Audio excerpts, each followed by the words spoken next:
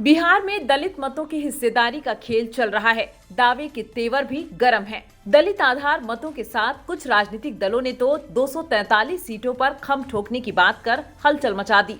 Lojpa are के अध्यक्ष चिराग पासवान ने तो एक कदम आगे बढ़कर यहां तक कह दिया कि अगर उचित हिस्सेदारी नहीं मिली तो वे मंत्री पद को छोड़ देंगे। बिहार की इस राजनीति में यह महज गीदड़ भभकी नहीं, बल्कि यह कहीं न कहीं दलित राजनीति में वर्चस्व की भी लड़ाई का आगाज है। आगामी विधानसभा चुनाव इस खेल का सबसे बड़ा मैदान बन जाए तो कोई अतिशयोक्ति भी नहीं। लोक जनशक्ति पार्टी के प्रमुख चिराग पासवान ने बीते सोमवार को पार्टी के अनुसूचित जाति अनुसूचित जनजाति प्रकोष्ठ के एक समारोह में यह साफ कहा कि दलितों का अधिकार छीना गया तो वे उनके हक की खातिर मंत्री पद को ठुकराने में जरा भी देर नहीं करेंगे। साथ ही यह भी कहा कि जब तक नरेंद्र मोदी प्रधानमंत्री हैं तब तक वो राष्ट्रीय जनतांत्रिक गठबंधन में बने रहेंगे। इसके बाद वे मंत्री पद छोड़े जाने की व्याख्या भी कर गए। चिराग पासवान ने कहा कि एक बार जब दलितों के अधिकार के साथ छेड़छाड़ हो रहा था तो उनके पिता और राजनीतिक गुरु रामविलास पासवान ने भी मंत्री पद छोड़ने में संकोच नहीं किया था।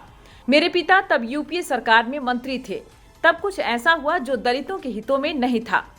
बाबा साहेब अम्बेडकर की तस्वीरें भी सार्वजनिक कार्यक्रमों में नहीं लगाई जाती थीं, इसलिए उनके पिता ने मंत्री पद से इस्तीफा दिया था। हक की लड़ाई तो राष्ट्रीय लोक जनशक्ति पार्टी के अध्यक्ष पशुपति पारस ने भी छोड़ दी। इशारों में पशुपति पारस ने यह साफ कर दिया कि लोकसभा वाली स्थिति नहीं है। अगर विधानसभा चुनाव में पार्टी को उचित सम्मान नहीं मिला तो राज्य की सभी 243 सीटों पर हमारी पार्टी चुनाव लड़ेगी। लोकसभा चुनाव के समय भी उचित सम्मान नहीं मिला था, धोखा हुआ था, लेकिन पार्टी सबसे पहले झारखंड में अपनी हिस्सेदारी की लड़ाई लड़ेगी।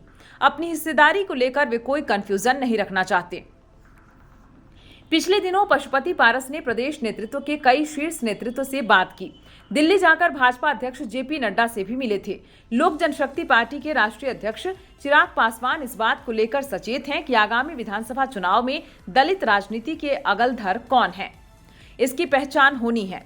इस कारण से चिराग पासवान बिहार विधानसभा ही नहीं, झारखंड विधानसभा में हिस्सेदारी को लेकर कड़ा रुख अपनाया है। चिराग पासवान बिहार में ज्यादा से ज्यादा हिस्सेदारी का दबाव बनाना शुरू भी कर दिया है।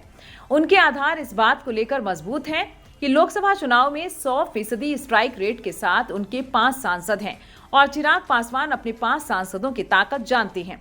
यही वजह है कि प्रारंभ से ही बिहार में 50 सीटों का डिमांड चिराग पासवान ने कर रखा है।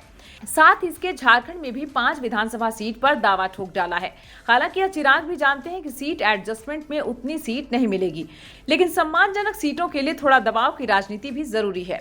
लोकसभा चुनाव में राष्ट्रीय लोक जनशक्ति पार्टी का 5 से 0 पर आना एक बड़ा सेटबैक रहा। अब पशुपति पारस के लिए करो या मरो की स्थिति है। बिहार विधानसभा में भी अगर 0 पर आ जाएंगे तब पार्टी का अस्तित्व समाप्त हो जाएगा। इसलिए पशुपति पारस ने 243 सीटों पर चुनाव लड़ने की बात कहकर चिराग वाली चाल चल दी है। पारस इस समझ के साथ ये बातें सार्वजनिक मंच से इसलिए कह दी है कि एनडीए फिर दलित मत में विभाजन के लिए तैयार रहे। जिस तरह से चिराग पासवान ने वर्ष 2020 विधानसभा चुनाव में उम्मीदवार खड़ा कर नीतीश कुमार को 1 नंबर पार्टी से 3 नंबर की पार्टी पर ला खड़ा किया, वैसे विधानसभा चुनाव में मत विभाजन का जीत हार पर प्रभाव पड़ता है। दलित मतों की आपाधापी के बीच अपने कार्यकर्ताओं को सचेत करते हुए कहते हैं कि राज्य में दलित मतों के बांटने का खेल शुरू हो गया है। अगर सतर्क नहीं रहे दलित मतों में विभाजन लोकप्रिय एनडीए सरकार के विरुद्ध भी जा सकती है। ऐसा कहने के पीछे चिराग पासवान को आरएलजेपी का डर सता रहा है। अगर कहीं आरएलजेपी 243 सीटों पर उम्मीदवार खड़ा कर देती है तो लोक जनशक्ति पार्टी को तो नुकसान पहुंचाएगा ही, साथ ही एनडीए के अन्य दलों के उम्मीदवारों को भी मुश्किल में डाल देगा।